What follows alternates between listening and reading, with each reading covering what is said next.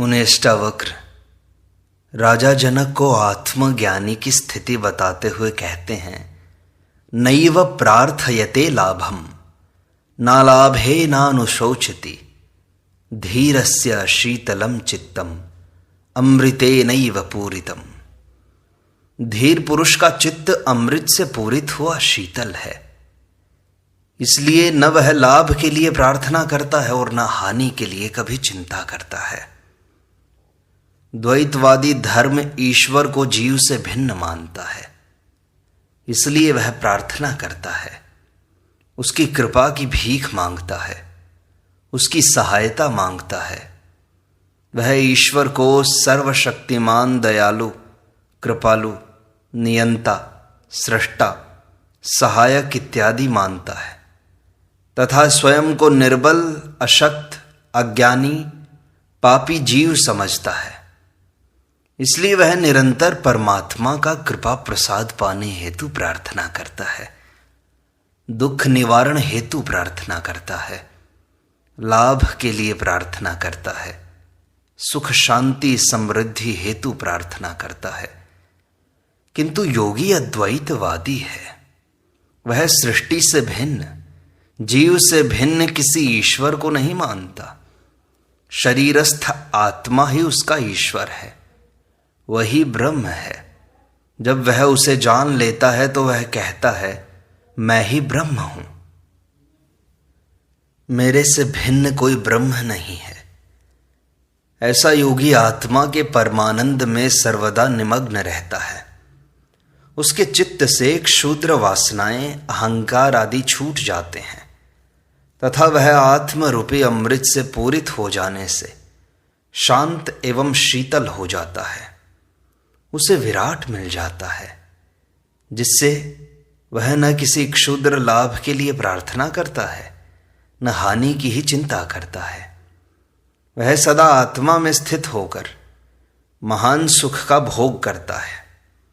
जिसे विराट नहीं मिला वही क्षुद्र लाभ हानि की चिंता करता है।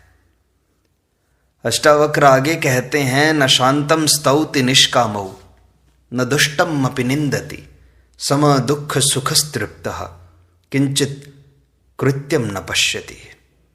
निष्काम पुरुष, न तो शांत पुरुष उसकी प्रशंसा करता है, न दुष्ट को देखकर निंदा करता है। वह सुख दुख को समान समझता हुआ तृप्त है, उसे करने को कुछ भी नहीं दिखाई देता। भीतर जो भरा है वही बाहर निकलता है। यदि भीतर प्रेम, दया, करुणा, अहिंसा, सहृदयता आदि गुण भरे हैं तो बाहर प्रशंसा, सहायता, सेवा, धन्यवाद, आशीर्वाद आदि के रूप में प्रकट होंगे।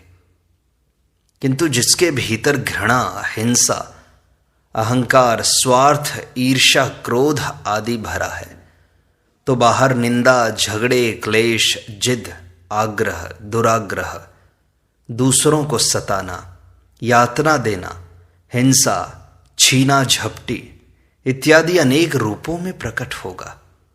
इन बाहरी लक्षणों को देखकर उसके भीतर क्या भरा है इसे जाना जा सकता है।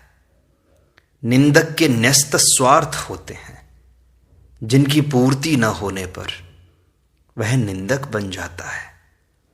लोमड़ी को अंगूर न मिलने से ही उन्हें खट्टे कहती है, मिलने पर खट्टे होने पर भी मीठे कह देती है।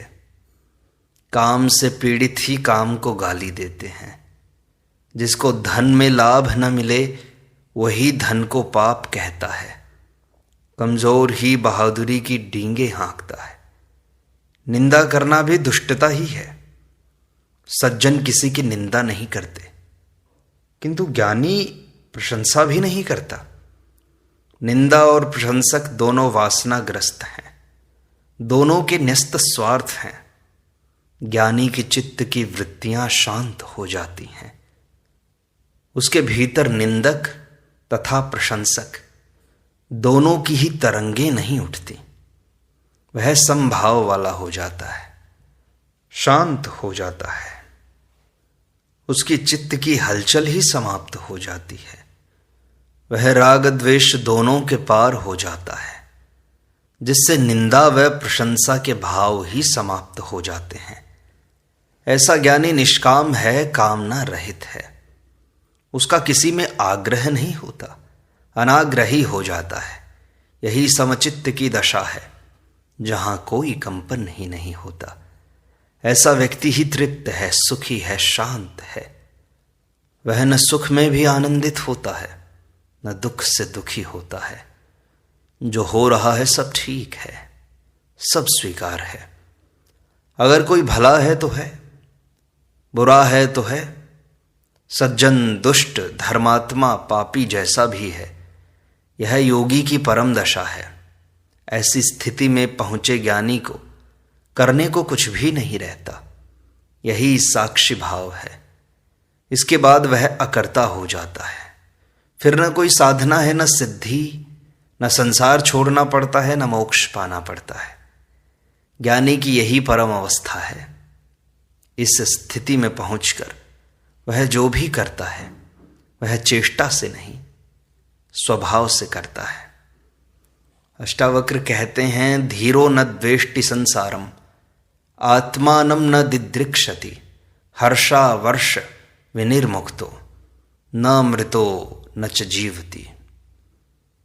धीर पुरुष न संसार के प्रति द्वेष करता है और न आत्मा को देखने की इच्छा करता है।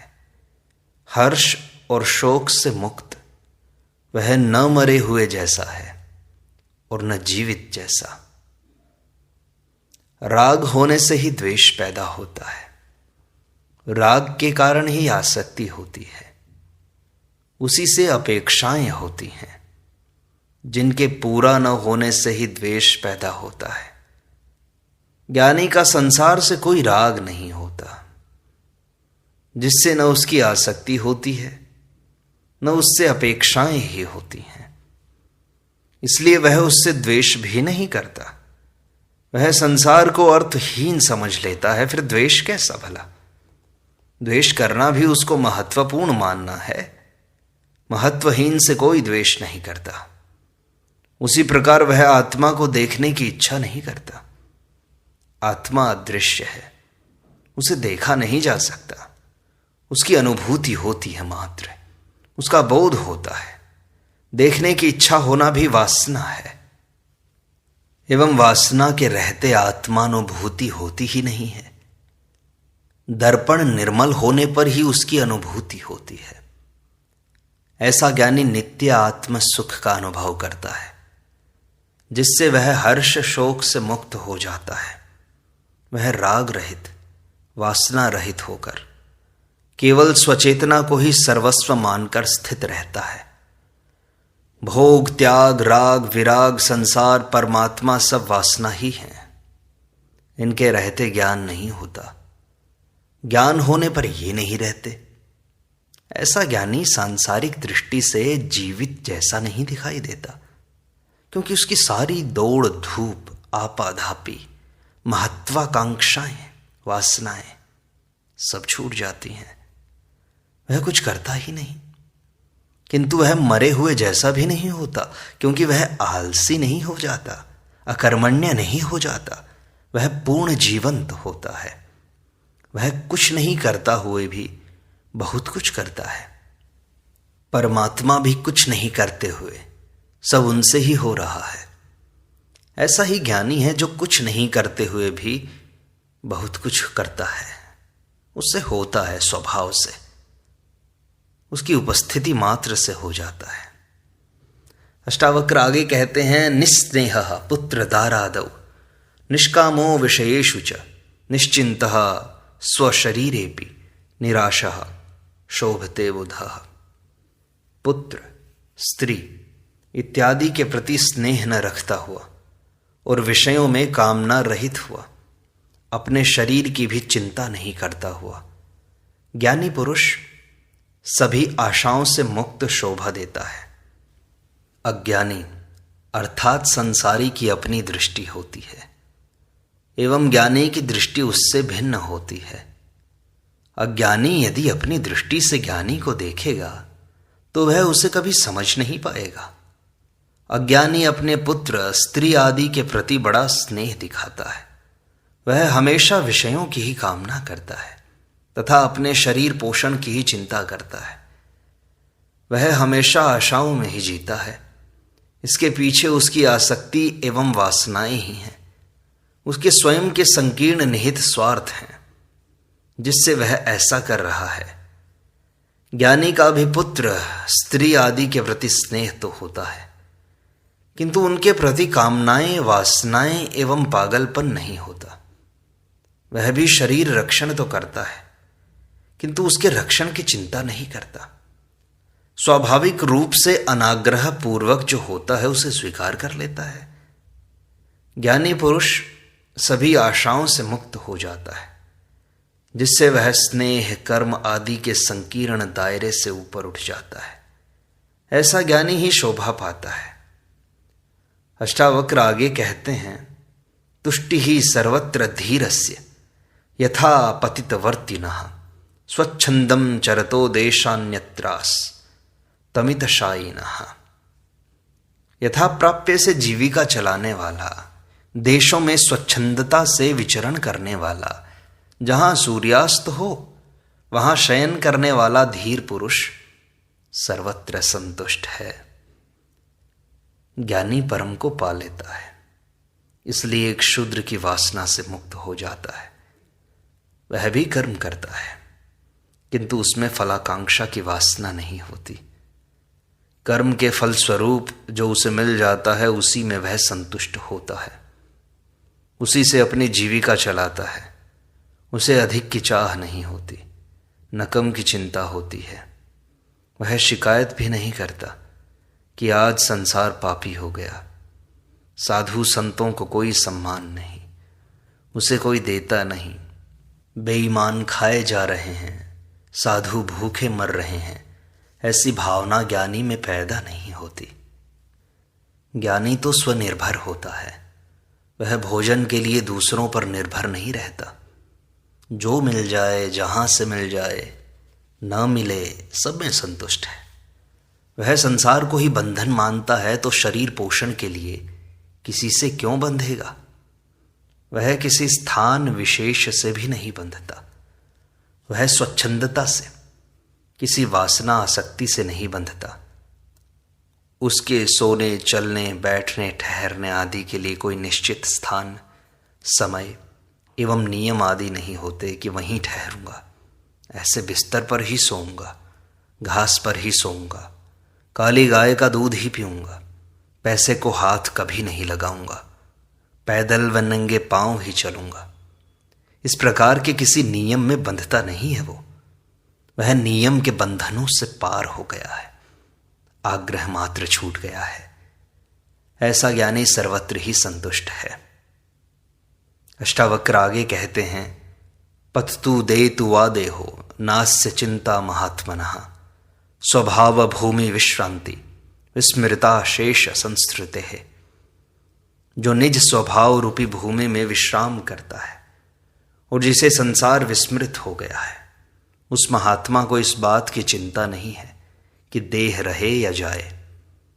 इसी क्रम में अष्टावक्र कहते हैं कि ऐसा ज्ञानी सांसारिक नियमों व बंधनों में न जीकर अपने आत्मा के स्वभाव में जीता है। वह संसार को विस्मृत कर देता है। जिसकी किसी प्रकार की वासना ही नहीं रही, वह देह की वासना को भी छोड़ देता है।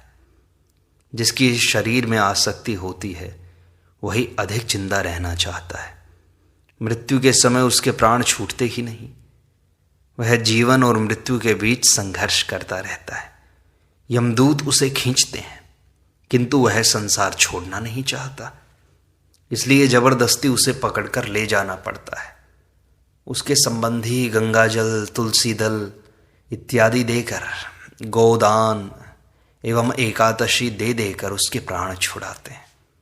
यह सब होता है देहासक्ति के कारण, किंतु ज्ञानी देहासक्त नहीं होता, इसलिए मृत्यु के समय उसे कोई संघर्ष करना नहीं पड़ता। वह मृत्यु को भी आनंद के साथ स्वीकार कर लेता है। उसे वह गृह परिवर्तन से अधिक महत्व नहीं देता। जो जीवन में शांत एवं संतुष्ट रहा है उसको मृत्यु के समय भी शांति का अनुभव होता है। इसलिए ज्ञानी कभी मरता नहीं, केवल देह त्याग करता है तथा आत्मा ही उसका स्थायी निवास है, उसी में लीन रहता है। अष्टावक्र आगे कहते हैं, अकिंचनः कामचारो निर्द्वंद्वश छिन्न संशयः असक्तः सर्वभावेषु केवलो रमते बुधा। अकिंचन, स्वच्छंद विचरण करने वाला, द्वंद्व रहित, संशय रहित, आसक्ति रहित और अकेला बुद्ध पुरुष ही सब भावों में रमण करता है। जहां आसक्ति है वहीं बंधन है। संसार, स्त्री, पुत्र, धन, नगर, देश, धर्म, जाति, वर्ण आदि संकीर्ण घेरों में मनुष्य आसक्ति तथा ज्ञान के कारण स्वयं बंधा है। इनके पीछे उसके निहित स्वार्थ हैं, जिनके कारण वह अपने को इन क्षुद्र घेरों में बंध कर लेता है। इन संकीर्णताओं में बंध कर मनुष्य स्वयं संकीर्ण हो जाता है, उसकी दृष्टि संकीर्ण हो जाती है। वह इनसे बाहर न सोच सकता है, न उस विराट को देख सकता है। वह पिंजड़े का पक्षी बनकर अपने पिंजड़े में ही फड़फड़ाता रहता है एवं उसी में प्राण त्याग देता है। वह खुले आकाश में कभी उड़ान नहीं भर पाता। उसे कैसे ज्ञात हो सकता है कि सृष्टि में अन्यत्र भी सौंदर्य है। इसी प्रकार संकीर्ण मान्यताओं, विचारों, सिद्धांतों, नियमों आदि से बंधकर मनुष्य छोटा हो जाता है, किंतु अहंकारवश इनमें भी वह अपने को महान समझता है। इसके ठीक विपरीत ज्ञानी की स्थिति होती है। वह अपने को इन सब बंधनों से मुक्त कर लेता है। वह खुले आकाश में स्वच्छंदता पूर्वक विचरण करने वाला होता है। वह द्वंद्व रहित होकर परम आनंद में रहता है। वह संशय रहित होता है, अपने को अकेला एवं अकिंचन मानता है। इसी से वह सबका हो जाता है, महान हो जाता है। आसक्ति होने से मनुष्य क्षुद्र से बंध जाता है। ज्ञानी आसक्ति रहित होने से विराट का सुख भोगता है। वह सभी भावों में रमण करता है। शरीर से बंधा हुआ अज्ञानी शरीर सुखों के भोगों को ही भोग पाता है, किंतु आत्मज्ञानी सृष्टि के महान भोगों को भोगता है। शरीर सुख क्षुद्र है, आत्म सुख विराट है, जिसमें रमण करने वाला ज्ञानी ही सब भावों में रमण करता है। अष्टावक्र आगे कहते हैं, निर्ममः शोभते धीरः समलोष्टाश्म कांचन सुभिन्न हृदय ग्रंथिर विनिर्धूत रजस्तमः। जो ममता रहित है उसके लिए मिट्टी, पत्थर और सोना सब समान है। जिसके हृदय की ग्रंथि टूट गई है और जिसका रज तम धुल गया, वह धीर पुरुष ही शोभता है। मनुष्य बीमार है, रुग्ण है। यह बीमारी भीतरी है, जो दवा पीने से दूर होगी, बाहर उसका लेप करने से कुछ नहीं होगा। शास्त्रों तथा उपदेशों से बहुत कुछ नहीं हो पाएगा। ये शास्त्र एवं उपदेश डॉक्टर द्वारा लिखे गए प्रिस्क्रिप्शंस से ज़्यादा नहीं है। एनासीन का फॉर्मूला जान लेने से सिरदर्द जाएगा नहीं। पानी कैसे बनता है यह जान लेने से प्यास न बुझेगी, उसे भीतर लेना पड़ेगा। इसी प्रकार वस्तुओं का मूल्य समता के कारण है। कपड़े छोड़ देने से, राख लपेट लेने से, भूखे मरने से अथवा कुटिया बनाकर रहने से ममता का छूटना आवश्यक नहीं है। जब तक भीतर ममता है, वस्तुओं में भेद ज्ञात होता है। सोना, पत्थर व मिट्टी में भेद मालूम होगा। सोना मूल्यवान ही इसलिए मालूम होता है कि उसके प्रति ममता है, मोह है, अन्यथा वह निर्मूल्य है।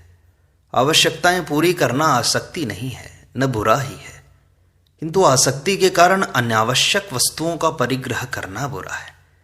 कई व्यक्ति मकान, जमीन, जायदाद, धन आदि का परिग्रह आवश्यकता पूर्ति हेतु न करके अहंकार तृप्ति हेतु करते हैं। यह मानसिक रुग्णता है। अपनी इज्जत, प्रतिष्ठा, सम्मान आदि का मापदंड वे वस्तुएं मानते हैं। निज की श्रेष्ठता न होने से ही वे वस्तुओं द्वारा अपनी श्रेष्ठता बताना चाहते हैं। किंतु ज्ञानी स्वस्थ चित्त वाला होता है, उसमें मानसिक रुग्णता नहीं होती। वह स्वस्थेंद्रिय होता है, उसकी हृदय ग्रंथि खुल जाती है, उसका रज और तम धुलकर शुद्ध सत्व बच रहता है, वह ममता रहित आसक्ति रहित निर्द्वंद्व हो जाता है। अतः उसके लिए मिट्टी पत्थर और सोने में भेद नहीं होता। ऐसा आसक्ति रहित ज्ञानी पुरुष ही शोभा देता है। इस प्रकार अष्टावक्र गीता की सरल व्याख्या का यह भाग यहीं संपूर्णता को प्राप्त होता है। शेष अगले अंक में।